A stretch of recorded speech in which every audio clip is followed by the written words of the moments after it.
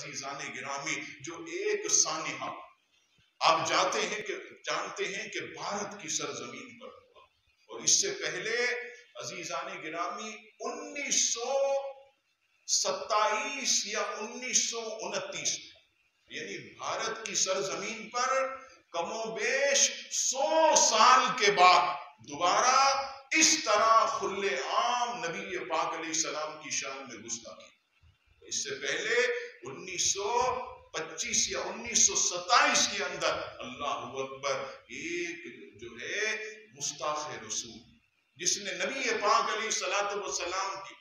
بے ادبی پر رنگیلا رسول کے نام سے اس نے جو ہے وہ ایک کتاب لکھی، اور اللہ اکبر حضرت غازی علم الدین رحمت اللہ تعالیٰ علیہ کھڑے ہو کر انہوں نے جو ہے اس کے خلاف اعلان جہاد بلند کیا، اور غازی علم الدین نے اٹھ کر اس خبیث کو جو ہے جے پال جسے کہتے ہیں اس کا کام تمام کیا۔ وہ سب سے بڑی گستاخی بھارت کی سرزمین پر ہوئی جب پاکستان نہیں بنا تھا، اور اس کے بعد کم و بیش 100 سال کے بعد آج پھر جو ہے انڈین کے اندر جو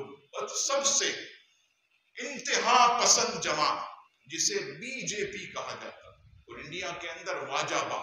یہ اس کا نام ہے، اس کی ایک عورت نے میڈیا پر آ کر کھلے عام جو ہے نبی رحمت صلی اللہ تعالی علیہ وسلم کی شان میں گستاخی کی۔ اور آپ کو حیرت ہوگی یہ جو ہے تقریباً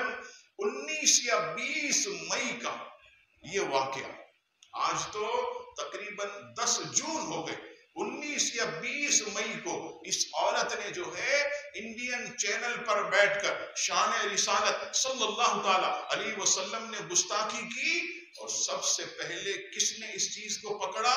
آپ کو حیرت ہوگی، اللہ جس سے کام لے لے، عرب کی سرزمین جو ہمیشہ سوئی رہتی ہے اس دفعہ انہوں نے کام دکھایا، اور عمان کے مفتی اعظم نے سب سے پہلے جو ہے پوری دنیا کے اندر سب سے پہلے عمان کے مفتی اعظم نے جو ہے اس کے خلاف فتویٰ دیا، اور وہاں سے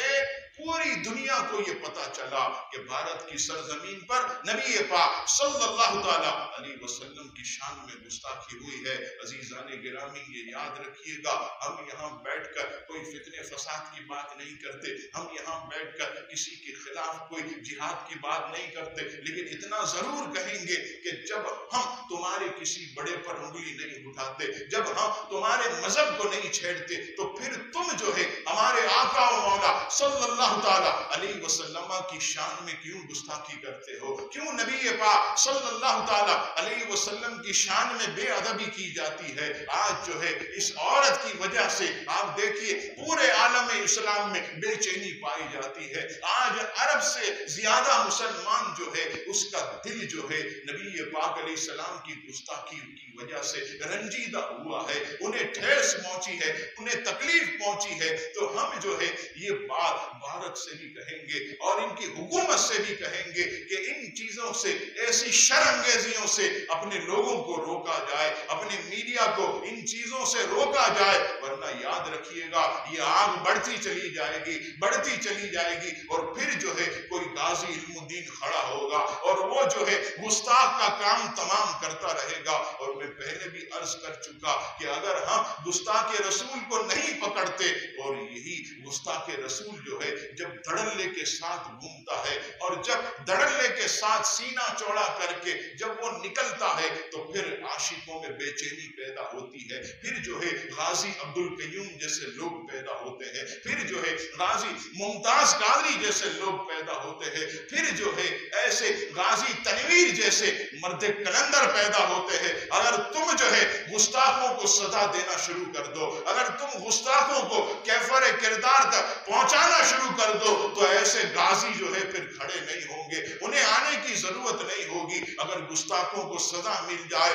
تو کوئی بھی جو ہے آ کر کسی گستاخ کو قتل نہیں کرے گا۔ لیکن یہاں کمزوری ہے ہماری حکومتوں کی، یہاں کمزوری ہے ہماری ایجنسیز کی، یہاں کمزوری ہے ہمارے سیکیورٹی عناصر کی کہ وہ گستاخوں کو جب کھلا چھوڑ دیتے ہیں، بے لگام گھوڑے کی طرح جب انہیں چھوٹ دے دی جاتی ہے، پھر عاشق رسول کھڑے ہوتے ہیں اور وہ کہتے ہیں کہ سنو، تمہاری عدالت میں گستاخ کی سزا جو بھی ہو، عاشقوں کی عدالت میں گستاخ رسول کی سزا صرف اور صرف موت ہے، صرف اور صرف جو ہے وہ قتل ہے۔ اس لیے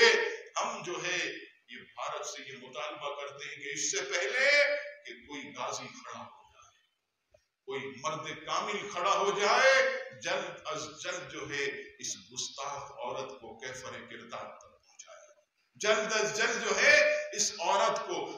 اس کی سزا دی جائے، تاکہ نبی پاک صلی اللہ تعالیٰ علیہ وسلم کے گستاخ جو ہے وہ پیدا نہ ہو۔ اللہ تبارک و تعالی ہم سب کو نبی پاک صلی اللہ تعالیٰ علیہ وسلم کا با ادب بنائے، ہمیں بھی جو ہے ہر قسم کی گستاخی اور گستاخوں کے شر سے رب کریم ہم سب کو محفوظ فرمائے، آمین۔